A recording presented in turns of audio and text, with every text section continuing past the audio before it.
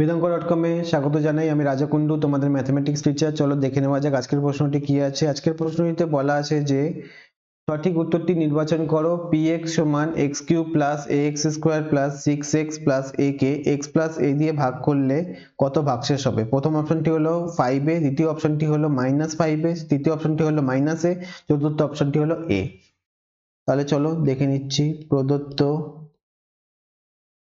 px মানে হচ্ছে x এর একটি রাশি, বহুপদী সংখ্যামালা, x cube a x square আছে, not x cube. ax square plus 6x plus a আর qx ধরে নিচ্ছি দ্বিতীয় রাশিটি যেটি দেওয়া আছে, যেটি দিয়ে ভাগ করতে হবে, সেটি হলো x প্লাস a। তাহলে আমরা পরিষ্কারই বুঝতে পারছি qx হলো px এর শূন্য, তাহলে qx সমান শূন্য ধরে অঙ্কটা করা শুরু করলাম।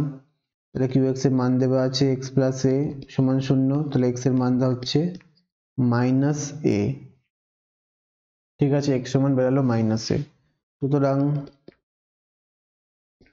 px বহুপদী সংখ্যামালাকে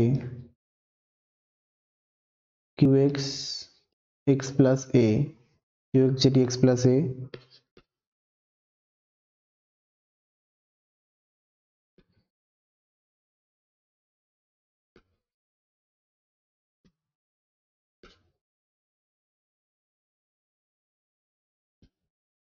ভাগ করলে ভাগশেষ কি হবে? ভাগশেষ হবে p অফ -a, অর্থাৎ p এর x এর জায়গায় -a বসালে এটি ভাগশেষ পাবে। এটিকে আমরা রিমাইন্ডার থিওরেম বলতে পারি। রিমাইন্ডার থিওরেম অনুযায়ী এই কাজটি আমরা করতে পারি। তাহলে px দেওয়া আছে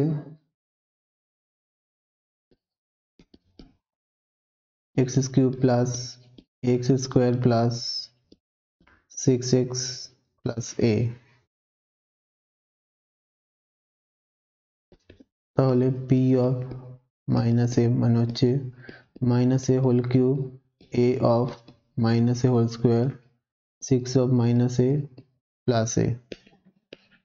তাহলে p of -a whole cube মানে হচ্ছে -a কিউব, আর এখানে a ইন্টু a স্কোয়ার মানে হচ্ছে a cube plus a cube -6a plus a। ওকে, কাটাকুটি করে নিই।